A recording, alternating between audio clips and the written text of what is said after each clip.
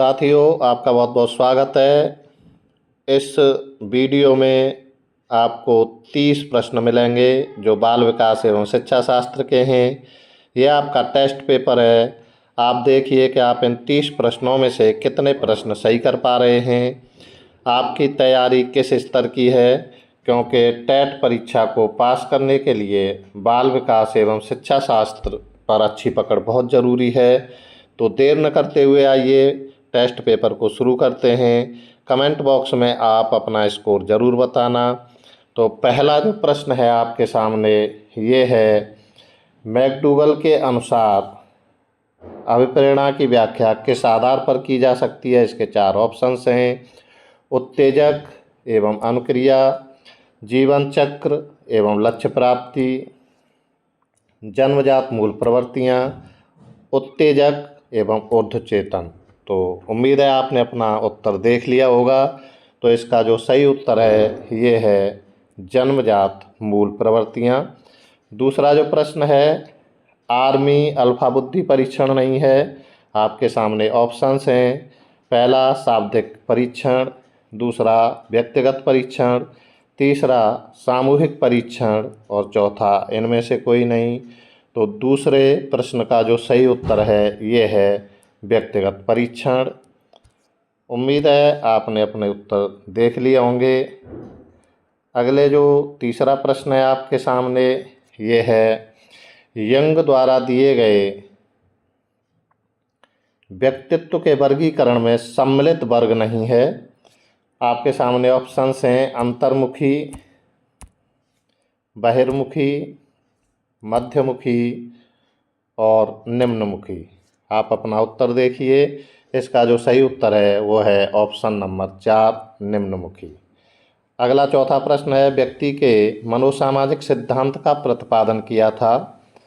इसमें जो ऑप्शन है मूरे, एरिक्सन, फ्रोमन और फ्रायड।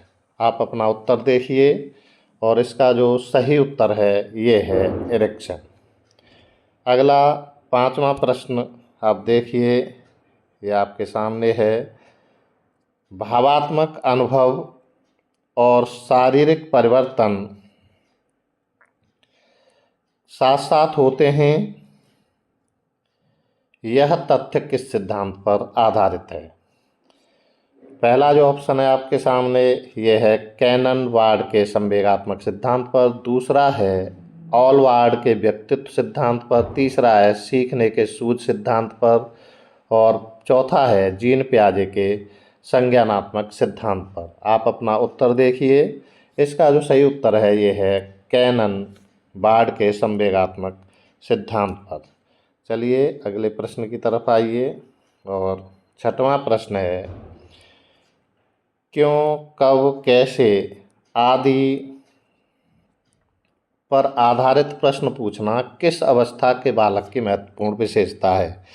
यानी जो क्वेश्चन से संबंधित, प्रश्नों से संबंधित जो प्रश्न पूछता है ये कौन सा बच्चा पूछता है। तो इसमें पहला आपका ऑप्शन है शैशवावस्था, दूसरा है पूर्व बाल्यावस्था, तीसरा है उत्तर बाल्यावस्था और चौथा है किशोरावस्था।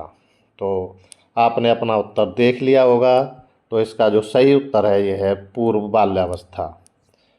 अगला 7वां प्रश्न देखते हैं, निम्नलिखित में से कौन सी अवस्था क्रोध संवेगों के प्रयोग के लिए सर्वाधिक उपयुक्त है। इसका पहला ऑप्शन है शैक्षिक प्रतिस्पर्धा, दूसरा है ग्रेड प्रतिस्पर्धा, तीसरा है ड्रामा एवं नाटकों में अनुभव और प्रतिस्पर्धात्मक खेलकूद प्रतियोगिताएं। आप अपना उत्तर देखिए। तो इसका जो सही उत्तर है ये है ऑप्शन नंबर 4, प्रतिस्पर्धात्मक खेलकूद प्रतियोगिताएं। आइए अगला प्रश्न देखिए, प्रश्न संख्या 8, बालक के संवेदनात्मक अनुभवों का विश्लेषण निम्न में से किसके द्वारा किया जाता है।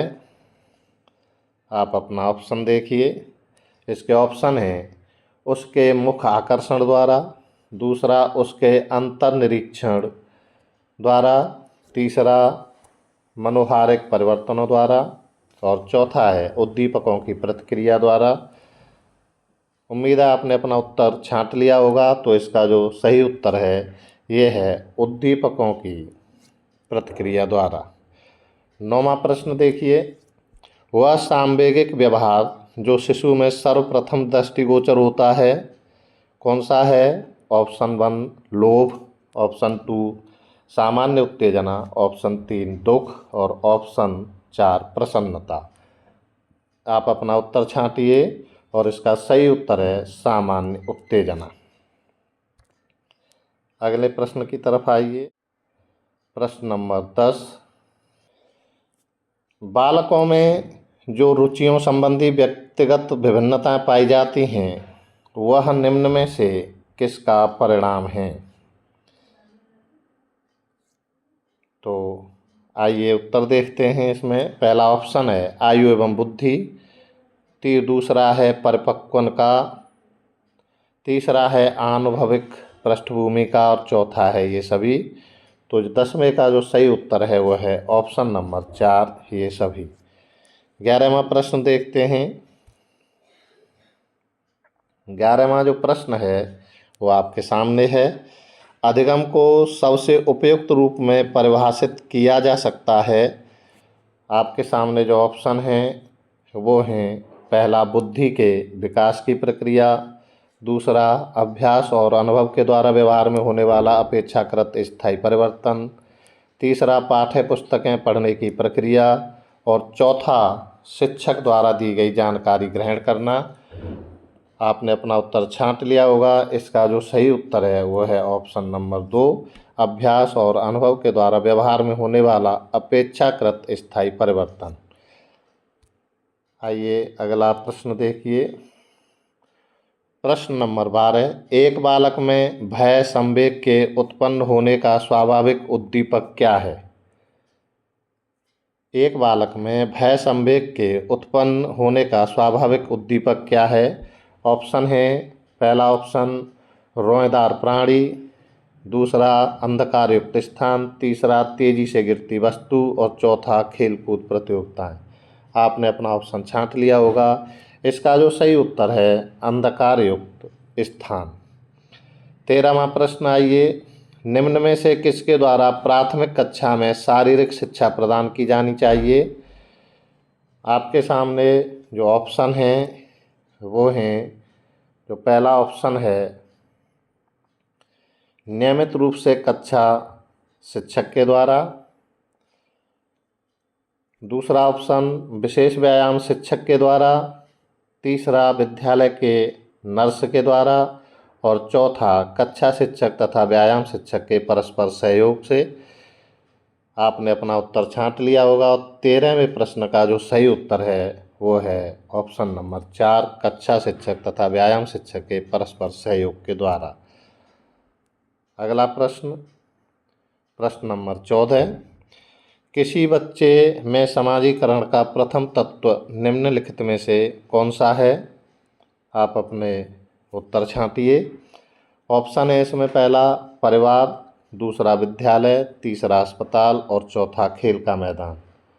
तो प्रश्न 14 का जो सही उत्तर है ये है परिवार। अगले प्रश्न पर आइए। समावेशी शिक्षा का तात्पर्य सबको से है। इसमें जो खाली जगह में आएगा उसके ऑप्शंस हैं, पहला जातिगत भेदभाव से ऊपर उठकर पुरस्कृत करने, दूसरा समाविष्ट करने, तीसरा निःशुल्क पाठ्य पुस्तक उपलब्ध कराने, चौथा है पढ़ने के लिए बाध्य करने। साथियों आपने अपना उत्तर छांट लिया होगा। तो 15वें प्रश्न का जो सही उत्तर है वो है ऑप्शन 2 समाविष्ट करने। आप अपने उत्तर देखते ज़रूर जाना कि आपके कितने प्रश्न सही हो रहे हैं और उसके बाद आप कमेंट बॉक्स में ज़रूर बताएं। प्रश्न 16 है आपके सामने और 16वां प्रश्न है, करीब 11 वर्ष की आयु में बालकों में निम्न में से किस क्षेत्र में लैंगिक परिवर्तन मुखर होते हैं? पहला ऑप्शन है शारीरिक शक्ति के क्षेत्र में, दूसरा उत्तम मांसपेशीय समन्वय के क्षेत्र में, तीसरा व्यक्तित्व विकास के क्षेत्र में और चौथा है बौद्धिक विकास के क्षेत्र में। आप अपना उत्तर इसमें से पहले ही छांट लीजिए। तो सही उत्तर है उत्तम मांसपेशीय समन्वय के क्षेत्र में। आइए साथियों, अगले प्रश्न की तरफ चलते हैं। और अगला जो प्रश्न है ये है प्रश्न नंबर 17। बालक की संज्ञानात्मक विकास की संकल्पना किस मनोवैज्ञानिक ने प्रस्तुत की? आपके जो प्रश्न के ऑप्शंस हैं ये हैं कोहलबर्ग, ब्रूनर, पियाजे, स्किनर। आप अपना उत्तर इसमें से छांट लीजिए। और 17वें प्रश्न का जो सही उत्तर है उसका उत्तर है ऑप्शन नंबर 3, पियाजे। उम्मीद है आपके उत्तर बहुत अच्छे जा रहे होंगे। आप कमेंट बॉक्स में आप ज़रूर बताएं कि आपने कितने प्रश्न सही किए और आपको ये टेस्ट पेपर कैसा लगा। 18वां प्रश्न देखिए। आनुवंशिकता को सामाजिक संरचना माना जाता है। आप ऑप्शंस देखिए गौड़, गत्यात्मक, स्थिर, प्राथमिक। आप अपना उत्तर छांटिए। और 18वें प्रश्न का जो सही उत्तर है आनुवंशिकता को स्थिर,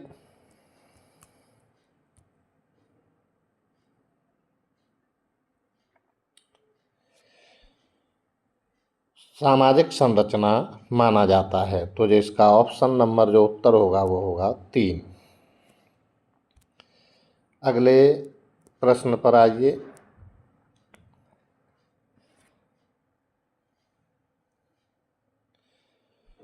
प्रश्न नंबर 19। मानव व्यक्तित्व परिणाम है। मानव व्यक्तित्व परिणाम है। और ऑप्शंस हैं केवल आनुवंशिकता का, पालन पोषण और शिक्षा का, आनुवंशिकता और वातावरण की अंतःक्रिया का, ऑप्शन नंबर 4 केवल वातावरण का। और प्रश्न नंबर 19 का जो सही उत्तर है ये है ऑप्शन नंबर 3, आनुवंशिकता और वातावरण की अंतःक्रिया का। आइए अगले प्रश्न की तरफ। प्रश्न नंबर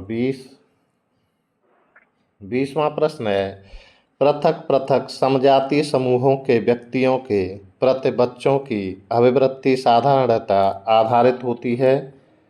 किस पर आधारित होती है? तो आपके सामने जो ऑप्शंस हैं ये हैं उनके अभिभावक की चित्तवृत्ति पर, उनके समकक्षियों की अभिवृत्ति पर, दूरदर्शन के प्रभाव पर, उनके सहोदरों की अभिवृत्ति पर। आप अपना उत्तर देखिए।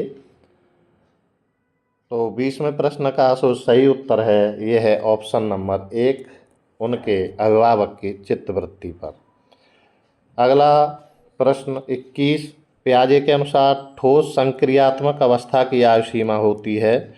ठोस संक्रियात्मक अवस्था की आयु सीमा क्या होती है पियाजे के अनुसार?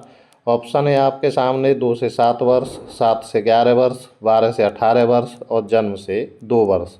आप अपना उत्तर छांटिए। और इसका जो सही उत्तर है ये है 7 से 11 वर्ष।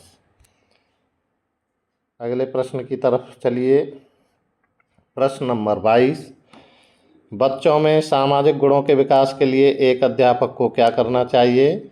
आपके सामने ऑप्शंस हैं पाठ्य पुस्तक में वर्णित सिद्धांतों का ज्ञान देना चाहिए, या ऑप्शन नंबर 2 स्वयं ऐसे कार्य करने चाहिए जिसके अनुकरण के लिए बच्चे प्रेरित हों, या तीसरा ऑप्शन है स्वयं को एक श्रेष्ठ सामाजिक व्यक्ति बताना चाहिए, और आपके सामने चौथा है उपरोक्त में से कोई नहीं।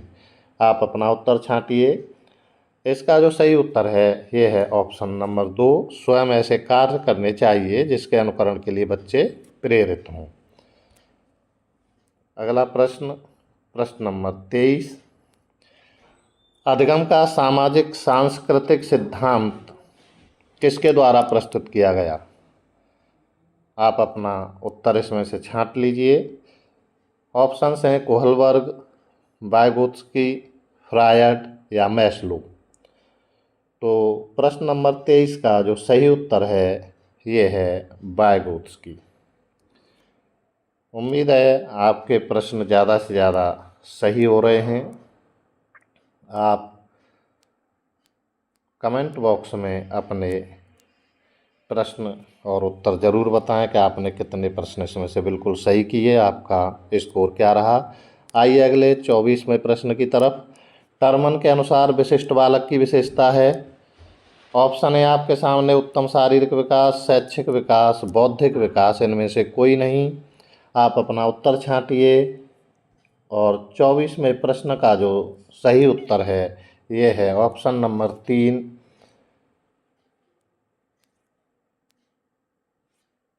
बौद्धिक विकास। प्रश्न नंबर 25 की तरफ आइए। 25वां जो प्रश्न है, निम्न में से क्या प्रतिभाशाली बालकों की समस्या है। ऑप्शन है गृहों में शामिल होना, अध्यापन विधियां, स्कूल विषयों और व्यक्तियों के चयन की समस्या, उपरोक्त सभी। आप अपना उत्तर छांटिए और 25वें प्रश्न का जो सही उत्तर है ऑप्शन 4, उपरोक्त सभी। 26वें प्रश्न पर आइए। विशिष्ट बालक का संबंध निम्न में से किसके साथ है। आप अपने उत्तर देखिए। बुद्धि स्तर के, दूसरा निष्पत्ति स्तर के, तीसरा आर्थिक स्तर के और चौथा सामाजिक स्तर के। उम्मीद है आपने अपना उत्तर देख लिया होगा। तो 26वें प्रश्न का जो सही उत्तर है ये है बुद्धि स्तर के। प्रश्न नंबर 27 पर आइए। प्रश्न नंबर 27 है, वाइगोत्स्की के अनुसार निकट विकास क्षेत्रों, जोन ऑफ प्रॉक्सिमल डेवलपमेंट, जिसे ZPD कहा जाता है, का आशय। ऑप्शन नंबर 1, वह क्षेत्र जहां बालक स्वावलंबी होता है। दूसरा है वह क्षेत्र जो बालक स्वयं नहीं कर सकता पर सहायता से कर सकता है।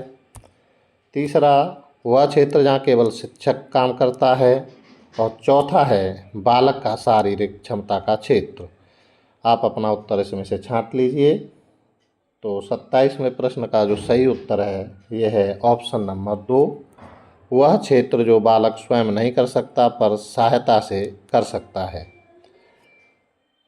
अगले प्रश्न की तरफ आइए। प्रश्न नंबर 28। इसमें प्रश्न है, निम्न में से क्या प्रतिभाशाली बालकों के शिक्षण हेतु उपयुक्त विधि है। ऑप्शन है आपके सामने।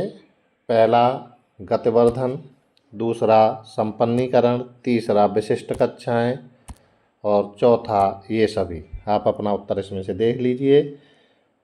इसका जो सही उत्तर है ऑप्शन नंबर 4, ये सभी। 29वें प्रश्न की तरफ आइए।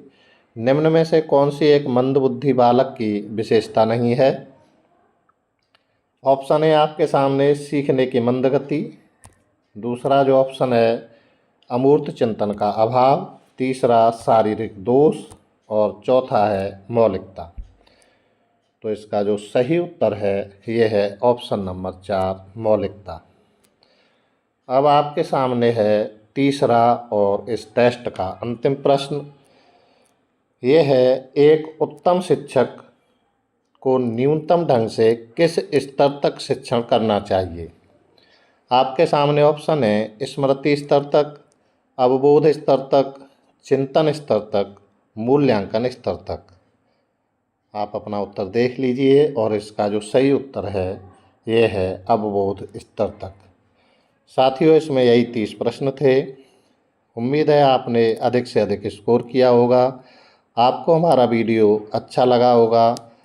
आपसे परीक्षा में अच्छे स्कोर की उम्मीद रहेगी।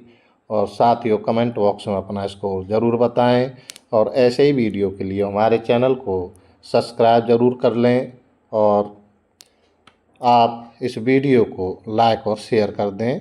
बहुत बहुत धन्यवाद।